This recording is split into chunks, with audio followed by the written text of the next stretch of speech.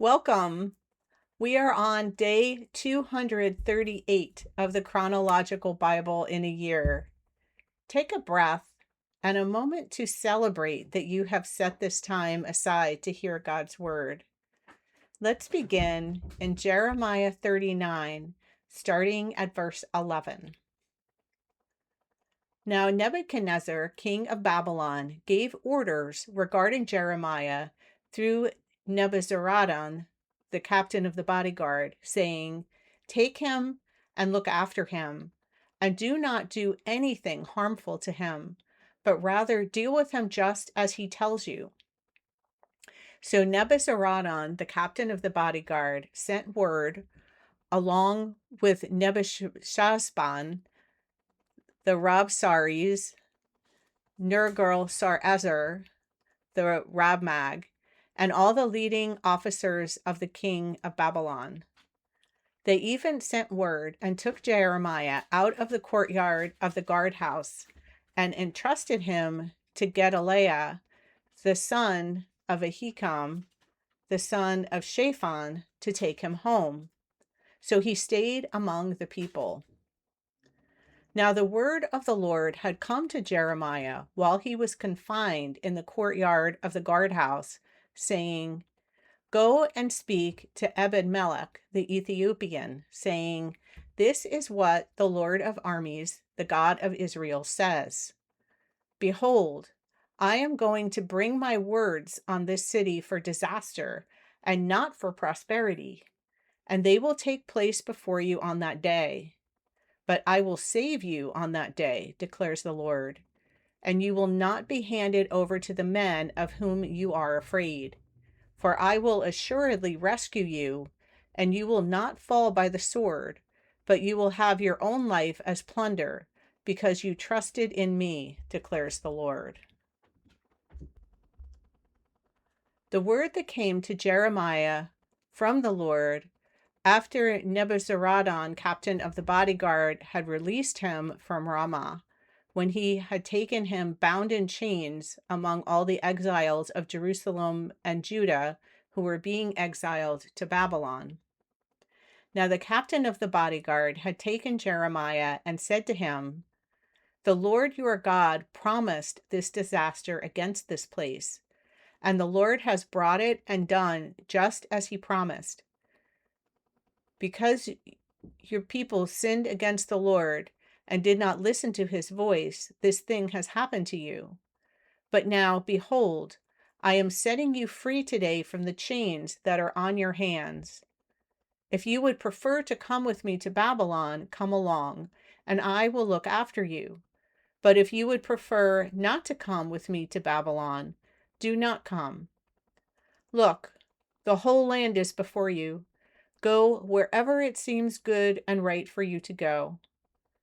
As Jeremiah was still not going back, he said, "Go on back then to Gedaliah, the son of Ahikam, the son of Shaphan, whom the king of Babylon has appointed over the cities of Judah, and stay with him among the people. Or else go anywhere it seems right for you to go." The captain of the bodyguard gave him a ration and a gift and let him go. Then Jeremiah went to Mizpah to Gedaliah the son of Ahikam and stayed with him among the people who were left in the land. 2 Kings 25, starting at verse 8. Now on the 7th day of the 5th month, which was the 19th year of King Nebuchadnezzar, king of Babylon, Nebuzaradan, the captain of the bodyguards, a servant of the king of Babylon, came to Jerusalem. And he burned the house of the Lord, the king's house, and all the houses of Jerusalem. Even every great house he burned with fire. So all the army of the Chaldeans who were with the captain of the bodyguards tore down the walls around Jerusalem. Then Nebuzaradan, the captain of the bodyguards, led into exile the rest of the people who were left in the city and the deserters who had deserted to the king of Babylon, and the rest of the people. But the captain of the bodyguards left some of the poorest of the land to be vine dressers and farmers. Now the Chaldeans smashed to pieces the bronze pillars which were in the house of the Lord, and the stands and the bronze sea which were in the house of the Lord, and carried the bronze to Babylon. And they took away the pots, the shovels, the shears, the spoons, and all the bronze utensils which were used in the temple service. The captain of the bodyguards also took away the fire pans and the basins, what was fine gold and what was fine silver. The 2 pillars, the 1 sea, and the stands which Solomon had made for the house of the Lord, the bronze of all these articles was too heavy to weigh. The height of 1 pillar was 18 cubits, and a bronze capital was on it. The height of the capital was 3 cubits, with lattice work and pomegranates on the capital all around, all of bronze. And the 2nd pillar was like these, same features, with lattice work. Then the captain of the bodyguards took Seraiah the chief priest and Zephaniah the 2nd priest with the 3 doorkeepers. And from the city he took 1 official who was overseer of the men of war, and 5 of the king's advisers who were found in the city, and the scribe of the captain of the army who mustered the people of the land, and 60 men of the people of the land who were found in the city.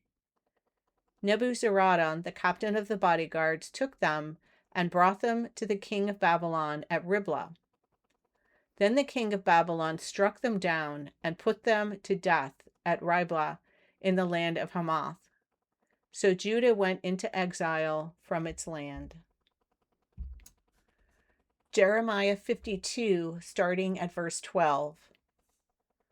Now on the 10th day of the 5th month, which was the 19th year of King Nebuchadnezzar, king of Babylon, Nebuzaradan, the captain of the bodyguard, who was in the service of the king of Babylon, came to Jerusalem. And he burned the house of the Lord, the king's house, and all the houses of Jerusalem. Even every large house he burned with fire. So the entire army of the Chaldeans who were with the captain of the guard tore down all the walls around Jerusalem. Then Nebuzaradan, the captain of the guard, took into exile some of the poorest people, the rest of the people who were left in the city, the deserters who had deserted to the king of Babylon, and the rest of the craftsmen. But Nebuzaradan, the captain of the guard, left some of the poorest of the land to be vine dressers and farmers. Now the bronze pillars which belonged to the house of the Lord, and the stands and the bronze sea which were in the house of the Lord, the Chaldeans smashed to pieces and carried all their bronze to Babylon. They also took the pots, the shovels, the snuffers, the basins, the pans, and all the bronze vessels which were used in temple service. The captain of the guard also took the bowls, the fire pans, the basins, the pots, the lampstands, the pans, and the drink offering bowls, whatever was fine gold and whatever was fine silver. The 2 pillars, the 1 sea, and the 12 bronze bowls that were under the sea, and the stands which King Solomon had made for the house of the Lord, the bronze of all these vessels was beyond weight. As for the pillars, the height of each pillar was 18 cubits, and it was 12 cubits in circumference, and 4 fingers in thickness and hollow. Also, a capital of bronze was on top of it, and the height of each capital was 5 cubits, with lattice work and pomegranates on the capital all around, all of bronze. And the 2nd pillar was like these, including pomegranates. There were 96 exposed pomegranates. All the pomegranates numbered 100 on the lattice work all around. Then the captain of the guard took Seraiah the chief priest and Zephaniah the 2nd priest with the 3 officers of the temple. He also took from the city 1 official who was overseer of the warriors, 7 of the king's advisers who were found in the city, the scribe of the commander of the army who mustered the people of the land, and 60 men from the people of the land who were found inside the city. Nebuzaradan, the captain of the bodyguards, took them and brought them to the king of Babylon at Riblah. Then the king of Babylon struck them and put them to death in Riblah in the land of Hamath. So Judah was led into exile from its land. 2 Chronicles 36, starting at verse 15. Yet the Lord, the God of their fathers, sent word to them again and again by his messengers, because he had compassion on his people and on his dwelling place. But they continually mocked the messengers of God, despised his word, and scoffed at his prophets, until the wrath of the Lord rose against his people, until there was no remedy. So he brought up against them the king of the Chaldeans, who killed their young men with the sword in the house of their sanctuary, and had no compassion on young man or virgin, old man or frail. He handed them all over to him. He brought all the articles of the house of God, great and small, and the treasures of the house of the Lord, and the treasures of the king and his officers to Babylon. Then he burned the house of God and broke down the wall of Jerusalem, and burned all its fortified buildings with fire, and destroyed all its valuable articles. He took into exile those who had escaped from the sword to Babylon, and they were servants to him and to his sons until the rule of the kingdom of Persia, to fulfill the word of the Lord by the mouth of Jeremiah, until the land had enjoyed its Sabbaths. All the days of its desolation it kept the Sabbath, until 70 years were complete. Lamentations, chapter 1. How lonely sits the city that once had many people. She has become like a widow who was once great among the nations. She who was a princess among the provinces has become a forced laborer. She weeps bitterly in the night, and her tears are on her cheeks. She has no one to comfort her among all her lovers. All her friends have dealt treacherously with her. They have become her enemies. Judah has gone into exile out of affliction and harsh servitude. She lives among the nations, but she has not found a resting place. All those who pursued her have overtaken her in the midst of distress. The roads of Zion are in mourning because no one comes to an appointed feast. All her gates are deserted. Her priests groan, her virgins are worried. And as for Zion herself, it is bitter for her. Her adversaries have become her masters. Her enemies are secure. For the Lord has caused her grief because of the multitude of her wrongdoings. Her little ones have gone away as captives led by the enemy. All of her splendor is gone from the daughter of Zion. Her leaders have become like deer. They have found no pasture, and they have fled without strength from the pursuer. In the days of her affliction and homelessness, Jerusalem remembers all her treasures that were hers since the days of old, when her people fell into the hand of the adversary and no one helped her. The adversaries saw her. They laughed at her ruin. Jerusalem sinned greatly. Therefore, she has become an object of ridicule. All who honored her despise her because they have seen her nakedness. Even she herself groans and turns away. Her uncleanness was in her garment's seams. She did not think of her future. She has fallen in an astonishing way. She has no comforter. See, Lord, my affliction, for the enemy has honored himself. The adversary has stretched out his hand over all her precious things. For she has seen the nations enter her sanctuary, the ones whom you commanded that they were not to enter your congregation. All her people groan, seeking bread. They have given their treasures for food to restore their lives. See, Lord, and look, for I am despised. Is it nothing to all you who pass this way? Look and see if there is any pain like my pain, which was afflicted on me, with which the Lord tormented me on the day of his fierce anger. From the height he sent fire into my bones, and it dominated them. He has spread a net for my feet. He has turned me back. He has made me desolate, faint all day long. The yoke of my wrongdoings is bound by his hand. They are woven together. They have come upon my neck. He has made my strength fail. The Lord has handed me over to those against whom I am not able to stand. The Lord has thrown away all my strong men in my midst.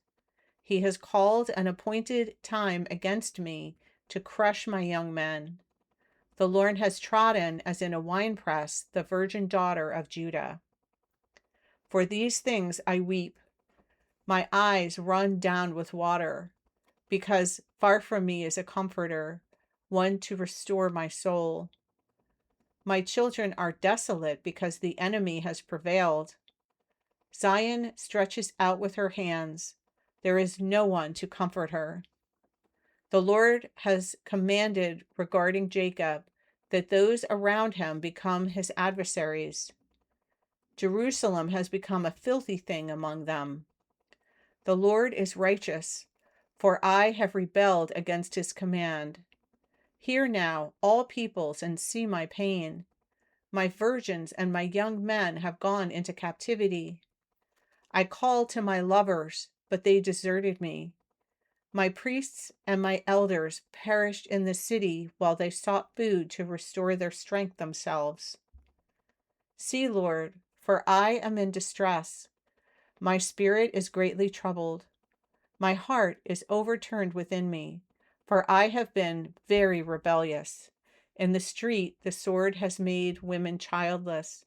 In the house, it is like death. They have heard that I groan. There is no one to comfort me. All my enemies have heard of my disaster. They are joyful that you have done it.